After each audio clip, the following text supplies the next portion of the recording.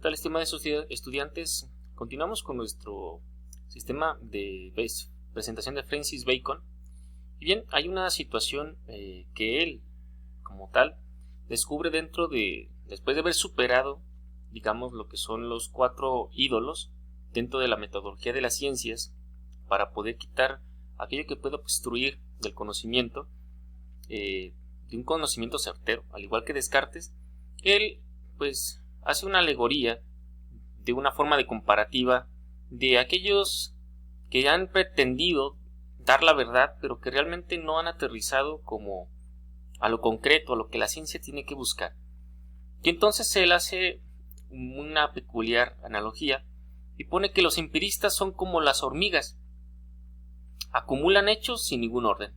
Ya después veremos que los empiristas tratan de entender o recibir datos, pero después de esos datos como que no los alcanzan a ordenar, y entonces es pues muchos datos, pero sin nada de orden, nada contundente. Luego él propondría, digamos, a los racionalistas como arañas. En este caso, digamos, entendamos a René Descartes, que construyen bellas teorías pero sin solidez. Es como, sí, o sea, una grande de las ideas innatas, en los 4 métodos del método científico, luego lo de la comunicación de las sustancias, los 3 tipos de ideas. Se enarbola todo un sistema mental, pero que después se puede criticar muy fácilmente y puede perder, digamos, la solidez. O sea, muy bonito, muy gran sistema mental, pero no contundente en la realidad. Y obviamente se pone al final que los científicos y los buscadores de la verdad son como las abejas, o sea, digieren los datos que reciben, después los ordenan y ofrecen ya un producto acabado.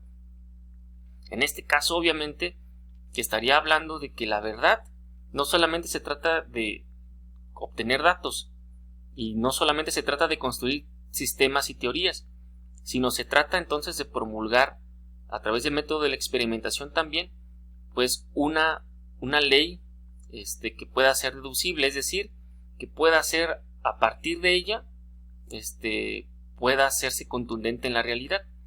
Entonces esta parte sí la que le faltó a René Descartes, es decir, Descartes se quedó solamente en el método, pero aquí Francis Bacon ya lo que propone pues es una parte de contundencia, de llevar a la práctica pues ese modelo científico. Y en este aspecto, Francis Bacon cree que la ciencia debe buscar el método de las ciencias, que cada, digamos, disciplina debería pues pretender arreglar lo suyo.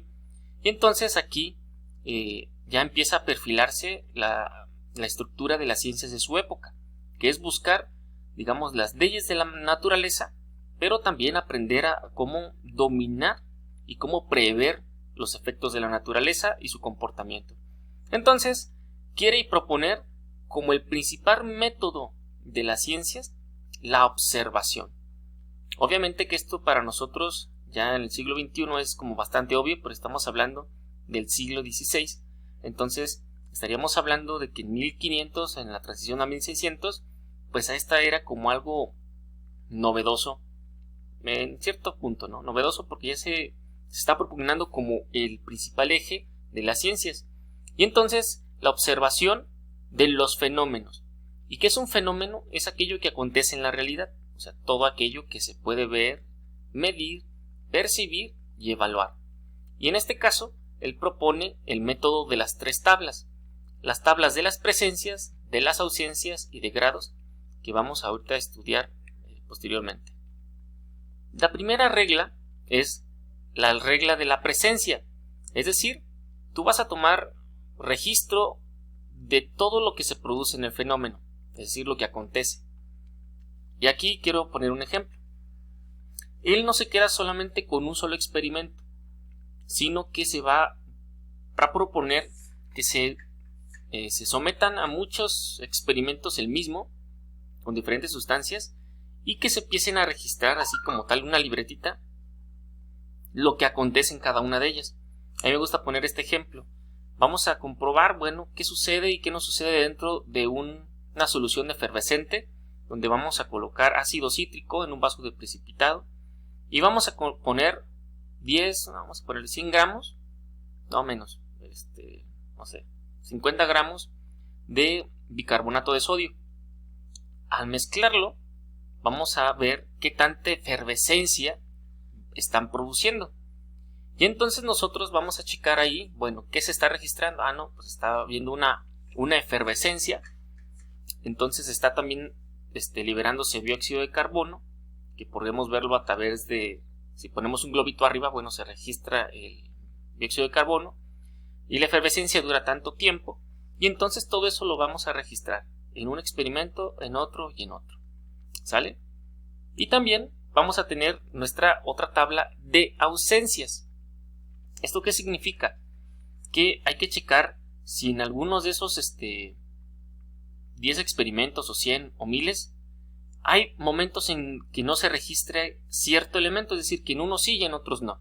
Supongamos que yo traigo un limón de un país israelita. Entonces, y que en esa solución de efervescencia de ácido cítrico y bicarbonato de sodio sucede que hay un cambio de coloración. En vez de ser, digamos, amarillento o blanquizco, pues se pone de color azul.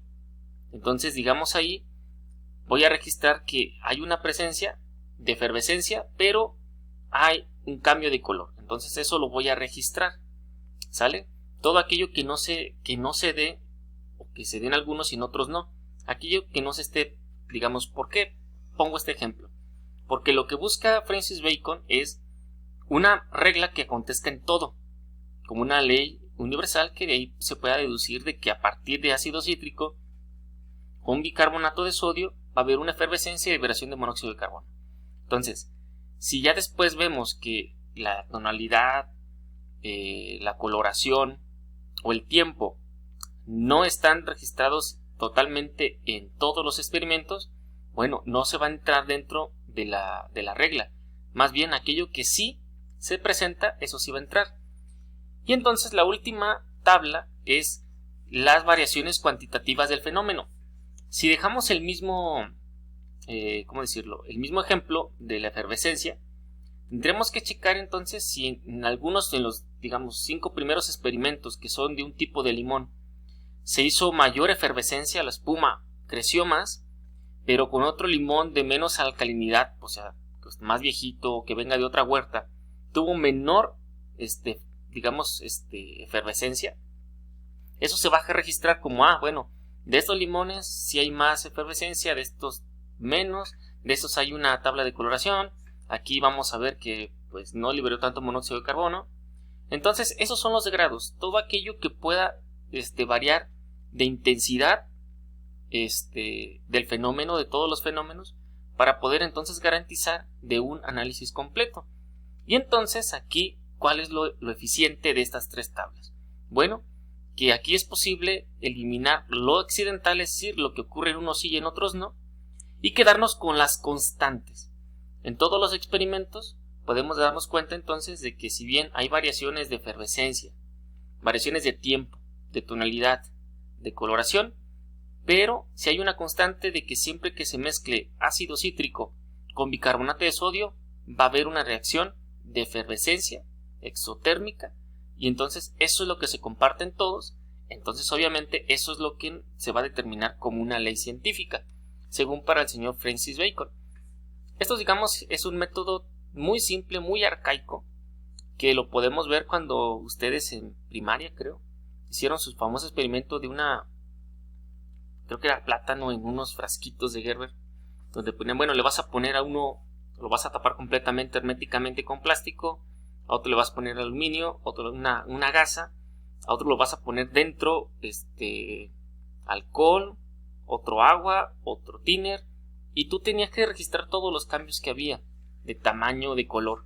Y eso técnicamente es lo que para Francis Bacon, a partir de la observación, la ciencia tiene que estar buscando las constantes que después van a derivar en una ley inductiva, que sería una ley, obviamente, de cualquier carácter, y de ahí se disiparían o se establecerían pues los ciertos resultados de las ciencias. Y bien, por eso Francis Bacon, chicos, digámoslo así, busca las constantes Igual que René Descartes, él también está planteando el uso de la razón, solo que Francis Bacon va a tomar mucha distancia de lo que va a ser las ideas. Su punto de partida van a ser la realidad concreta para establecer leyes. Él como que no está tan familiarizado o no está tan convencido, porque todos los filósofos anteriores, si bien han hecho muchos grandes discursos, pero después no coincidían con la realidad concreta, entonces la ciencia no se tiene que elaborar grandes discursos, tiene que buscar leyes contundentes que después sean constatables en la realidad y que funcionen dentro de ese sistema. Por ello es muy fuerte, porque técnicamente aquí ya estaríamos hablando de una cierto desfase, ahora sí, cierta separación de objetos de estudio formales y materiales, y también de la metodología de la filosofía con las ciencias.